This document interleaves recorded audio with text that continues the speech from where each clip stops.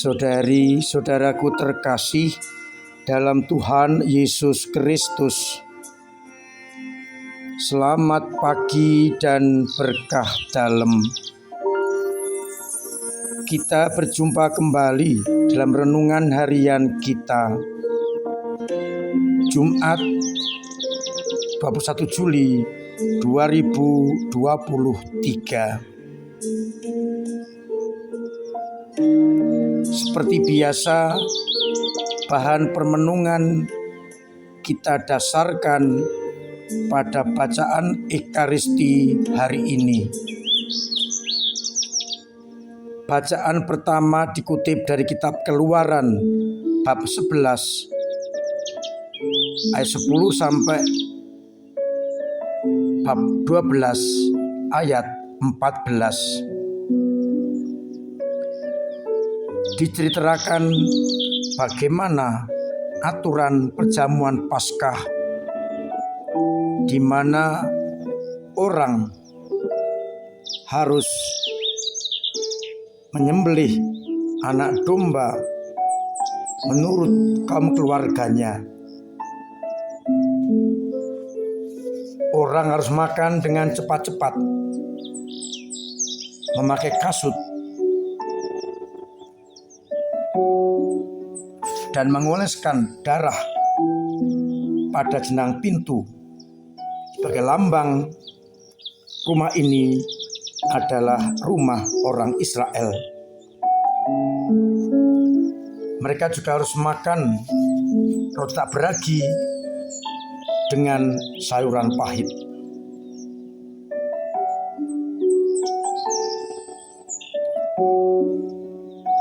Pada malam itu Tuhan akan membunuh semua anak sulung, baik manusia maupun hewan, dan Mesir akan dijatuhi hukuman. Tetapi apabila ada tanda pada pintu rumah orang Israel, darah anak domba, maka rumah itu tidak akan mendapatkan celaka. Sedangkan pada bacaan Injil, Yesus kembali bertikai dengan orang-orang Farisi soal hukum Sabat. Ketika Sabat dan Yesus dan murid-muridnya melewati ladang gandum, karena lapar, murid-muridnya memetik bulir gandum dan memakannya. Dan saat itulah orang Farisi menegur, menegaskan bahwa murid-murid melakukan sesuatu yang tidak diperbolehkan pada hari Sabat. Dan Yesus menegaskan pula bahwa Daud dan para pengikutnya ketika lapar masuk ke bait Allah dan makan roti sajian yang tidak boleh dimakan kecuali oleh para imam. Demikian pula para imam melanggar hari Sabat, namun mereka tidak bersalah. Dan yang paling penting, pernyataan Yesus, anak manusia adalah Tuhan atas hari Sabat. Dan ditegaskan pula, yang kukehendaki ialah belas kasihan dan bukan persembahan. Saudari-saudaraku terkasih dalam Kristus, kita melihat kuat kuasa Allah dari kedua bacaan ini. Firaun dengan tentaranya yang begitu hebat, Mesir sebagai kerajaan besar, ternyata kalah dengan Allahnya bangsa Israel yang dikenal dengan nama Yahweh. Sekalipun mereka, bangsa Israel, penuh kekuatan dengan pasukan berkudanya, namun Allah lebih berkuasa dengan membunuh anak sulung Mesir baik manusia maupun hewan. Dan harus disadari, umat terpilih dikasihi, dibebaskan dari tindakan kematian itu, asalkan ada tanda di jenang pintu, yakni darah anak domba.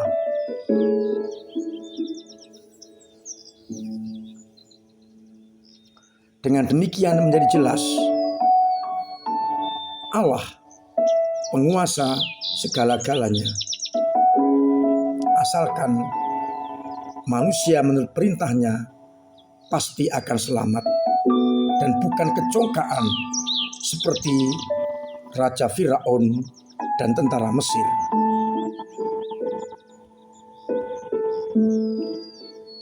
Ini juga nampak dalam bacaan Injil. Anak manusia berkuasa untuk hari Sabat. Artinya, anak manusia adalah Tuhan atas hari Sabat. Apapun juga demi anak manusia, termasuk Sabat pun dan hukum-hukum Taurat, bisa diabaikan. Karena yang dituntut oleh Yesus atau Allah bukanlah persembahan, tetapi belas kasih. Kalau bisa kedua-duanya itu baik. Tetapi bila persembahan dan kepenuhan hukum hanya demi hukum, itu tidaklah benar. Karena belas kasih sebagai perwujudan yang benar harus kita laksanakan. Yesus ingin mengatakan kepada kita semua, hukum dan aturan dibuat untuk semakin kita memuliakan Allah, sehingga hukum-hukum itu hendaknya mendukung apa yang diperintahkan Tuhan. Dan perintah Tuhan hanya satu, cinta kepada Allah dan cinta kepada manusia. Itu berarti bahwa perbuatan cinta kasih melebihi hukum manapun juga, sehingga kita tidak boleh terpaku pada hukum dan aturan tanpa melihat di balik hukum-hukum itu apa yang mau dikatakan.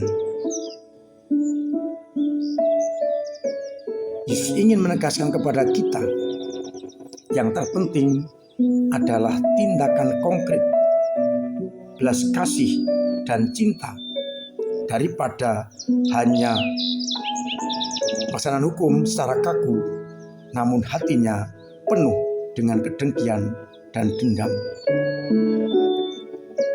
Kita masih ingat perintah Yesus,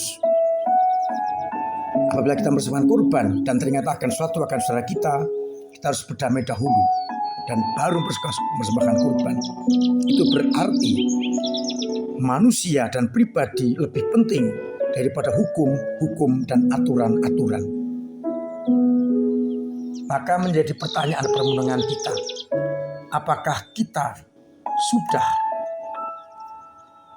mencintai sesama lebih daripada pelaksanaan hukum-hukum yang kaku?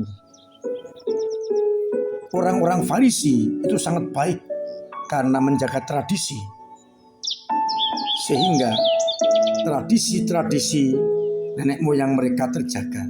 Namun sayangnya mereka hanya melihat hukum secara kaku, dilaksanakan atau tidak, sehingga mereka terjebak pada pelaksanaan hukum secara kaku. Yesus ingin agar kita lebih dari itu, yakni belas kasih dan cinta yang kita utamakan daripada hukum yang kaku yang kita laksanakan. Seharusnya hukum-hukum itu menolong kita untuk sungguh-sungguh semakin dekat dengan Allah. Kita lihat di balik hukum-hukum itu apa yang mau dikatakan, dan itulah yang harus kita lakukan. Oleh karena itu, mari bersama-sama kita mencoba melihat hukum itu dengan lebih berorientasi pada belas kasih. Di balik semua itu, apa yang hendak dikatakan Tuhan kepada kita, dan itulah yang harus kita lakukan. Sehingga akhirnya hukum-hukum ini sungguh mendukung kita untuk melaksanakan cinta dan belas kasih yang datang dari Allah. Semoga kita mampu untuk mewujudkan hal itu, sehingga ketika kita melaksanakan hukum, lebih-lebih untuk menyempurnakan cinta dan belas kasih kita kepada sesama. Tuhan memberkati kita sekalian. Amin. Marilah kita berdoa.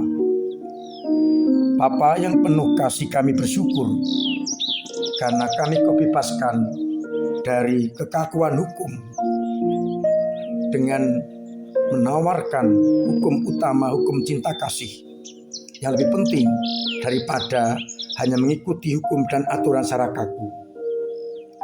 Biarlah kami dalam bertindak tidak lagi hanya berpikir soal ini melanggar hukum atau tidak, melainkan apakah ini sungguh membawa belas kasih kepada orang-orang yang kami jumpai.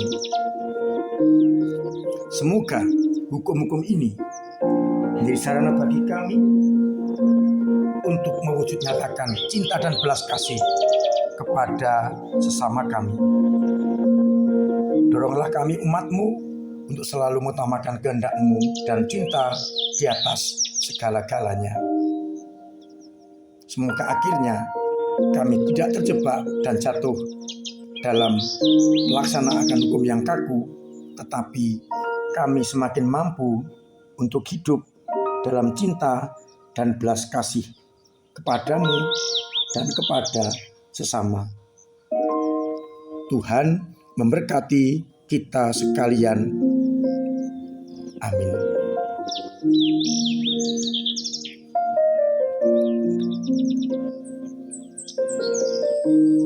Dan semoga Allah membimbing dan memberkati kita sekalian, Bapa dan Putra dan Roh Kudus. Amin. Saudara-saudaraku terkasih, tetap saya ingatkan, saya anjurkan, bahkan setengah saya wajibkan tetap mematuhi protokol kesehatan dengan cuci tangan dengan sabun di dalam air yang mengalir, pakai masker, booster kedua, jauhi kerumunan, jaga kesehatan, agar kita selain menjaga kesehatan kita sendiri, juga menjaga kesehatan orang lain yang ada dalam sekitar kita. Dengan demikian, kita akan terbebas dari segala penyakit, terutama dari virus corona. Saya ucapkan terima kasih kepada panjenengan semua yang telah ambil bagian dalam karya gereja dan pembangunan kita, sehingga gereja tetap bisa melayani dengan baik umat yang dipercayakan Tuhan kepada kita dengan cara kita masing-masing, dengan doa-doa yang amat diperlukan bagi gereja kita, bagi pengurus gereja, dan bagi umat. dengan tenaga, di mana panjenengan dengan sukarela memberikan diri kepada gereja untuk pelayanan, sebagai apapun juga yang tetap membantu pelaksanaan hidup gereja. Dengan dana, sehingga gereja tetap bisa melayani semua umat karena terdukung oleh dana-dana yang panjenengan sampaikan, entah lewat kolekte, entah lewat sumbangan, entah transfer dan sebagainya. Pendek kata, semua yang mendukung gereja. Saya ingatkan kembali